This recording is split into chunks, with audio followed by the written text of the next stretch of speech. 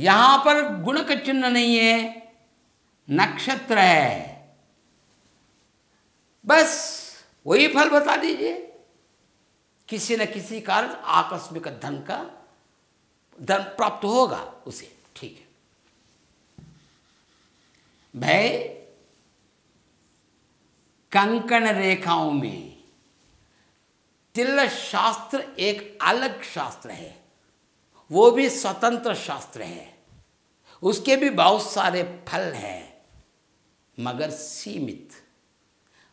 तिल जन्म से लेकर अंत में ही खत्म होते हैं। उन तिलों के बारे में नहीं कह रहा हूं क्योंकि तिल शास्त्र नहीं पढ़ रहा हूं, मगर हथेली का संबंध जिन तिलों से है, जो तिल हथेली में दिखाई पड़ती हैं, उस शास्त्र से संबंधित तिल मात्र की प्रस्तावना कर रहा हूं मैं। अगर इन कंकण रेखाओं पर एक बहुत बड़ा काला वाला, काला हो, लाल हो या सफेद हो, रंग से संबंध नहीं, साधारणतया तिल पूरे के पूरे काले रंग में ही दिखाई पड़ते हैं। एक बड़ा तिल दिखाई पड़ा, करपृष्ठ की ओर कंकण रेखाएं दिखाई पड़ने से, जिसको साम्राट योग कहते हैं। चौथी कंकण रेखा होने के कारण जिसको साम्राट योग बोलते हैं। अंगूठे के दूसरे पर्व में जिनके बाल बड़े होते हैं, जिसको साम्राट योग कहते हैं। तो इस चिन्ह को भी कृपया साम्राट योग कहिएगा, एकमात्र चिन्ह। हर बुरे चिन्ह को, हर काले तिल को अगर गुरु स्थान में आए तो हमने बता सकते हैं।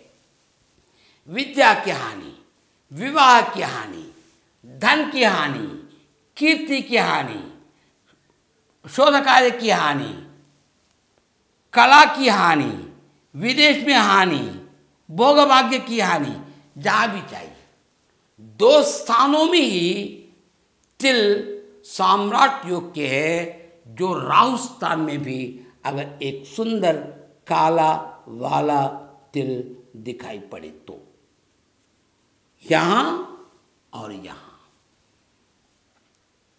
ये कहां रहे भाई? किसी कोई लोग यहां बीच हथेली समझते हैं, अरे वाह वाह वाह वाह, मैं भी साम्राट योगी, साम्राट का योग मुझे। वहां के तिल वाले साम्राट के योग कैसे हो सकता है? ये स्थान का अंतर ही बदल गया, ये कुछ का मंगल का स्थान बन गया। कोपी होते हैं, गुस्से में आते हैं, अरे उनके गुस्से की क्या सीमा होती है, किसी को भोग तक दे देते हैं। क्या उसको साम्राट योग बोलेंगे या कारागार का योग बोलेंगे हम उनसे? बस ऐसा मत समझिए। सही कहां तो चारों उंगलियों को दूसरी संधि रेखा पर दबाइए, जहां मध्यमा अनामिका की 2 अंगुलियां जिस मंगल स्थान में पड़ती हैं, इन दोनों अंगुलियों के बीच का स्थान हथेली का मध्य भाग है। हां, उस मध्य भाग में अगर तिल हो, बता सकते हैं कि साम्राट योग।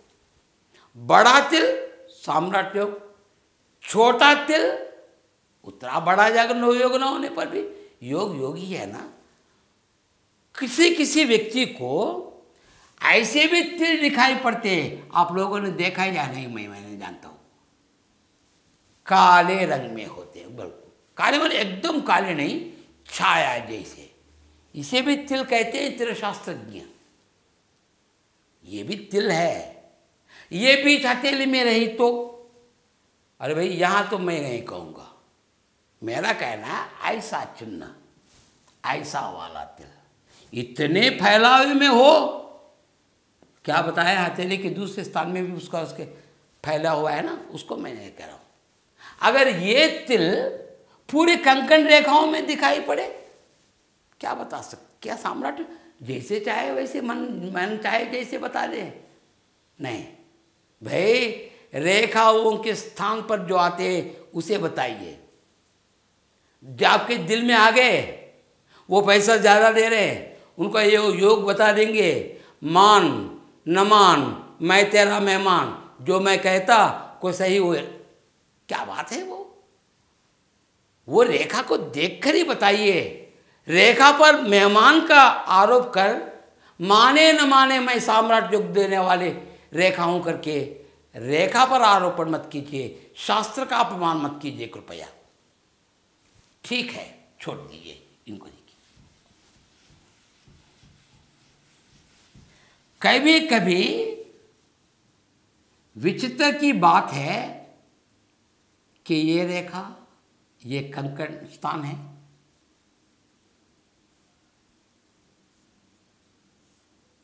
यानी अपनी वेणी को सजाते समय महिलाएं, बहनें, देवियां कंघई को लेकर बीच में एक लकीर खींचकर इधर के बाल इधर कर देते हैं, इधर के बाल इधर कर देते हैं, बीच से मांग रहती है।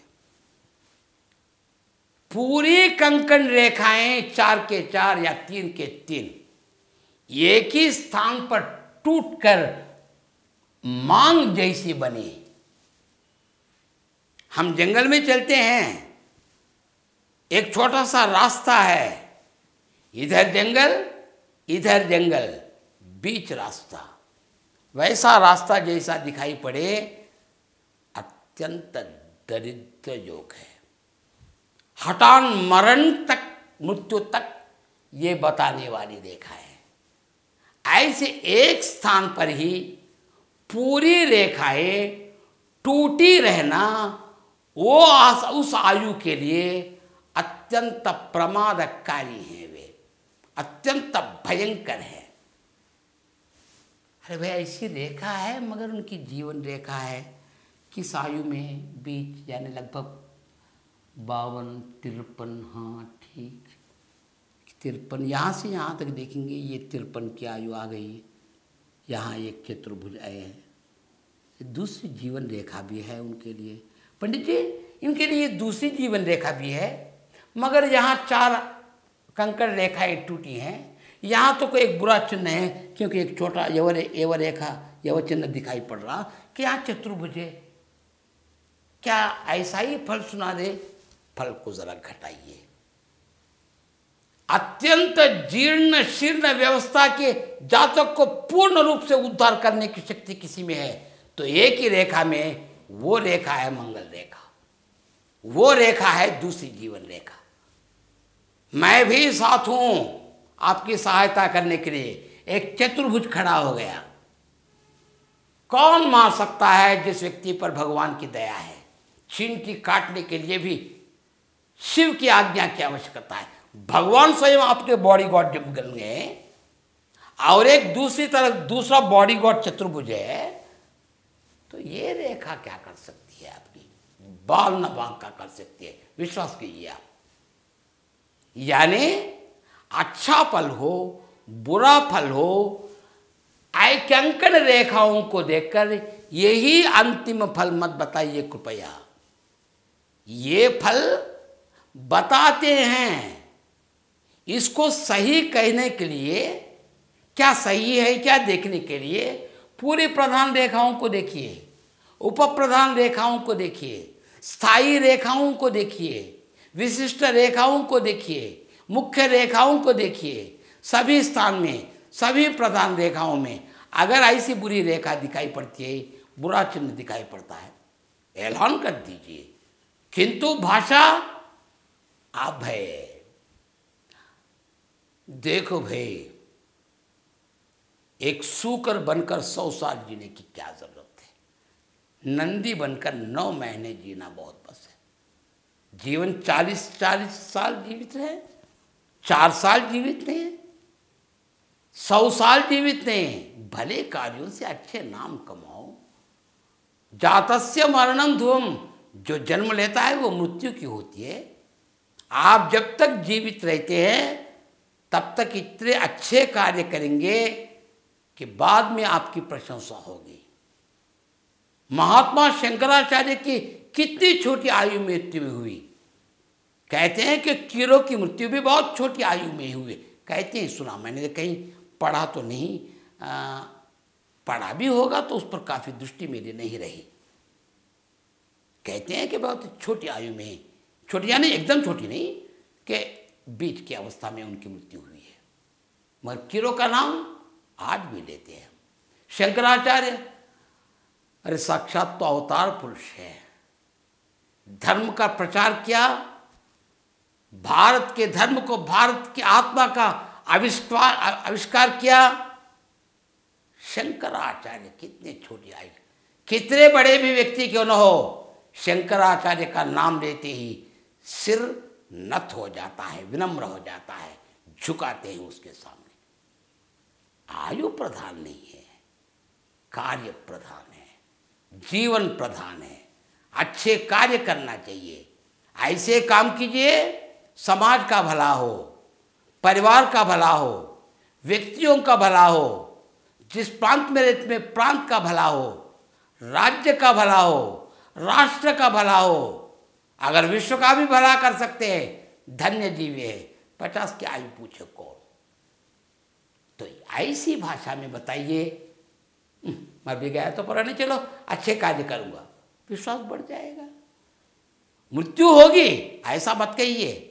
जब इतने अच्छे कार्य करते हैं इतने जी कर भी रह सकते, भगवान की दया आएगी, वहाँ कोई चतुर्भुज बनेगा, वैसा वहाँ पर एक प्रकार का यानी रगड़ने का थम से प्रयत्न कीजिए, वो रेखा आ जाएगी, आ ही जाएगी। विश्वास है, संकल्प है, जी कर रहेगा। भयंकर विषय को बताने के लिए भयंकर भाषा का प्रयोग कृपया मत कीजिएगा। भाषा अभय हो, ये शास्त्रज्ञों के लिए, प्रवचकों के लिए, विज्ञों के लिए एक आभरण है, कंकण है। बस कंकण माने सोने का कंकण है, यानी उनकी शोभा बढ़ाती है। बंधु, अगर इसे वृत्ति के रूप में स्वीकार करेंगे, भाषा अभय हो, ठीक है, निकाल दिया।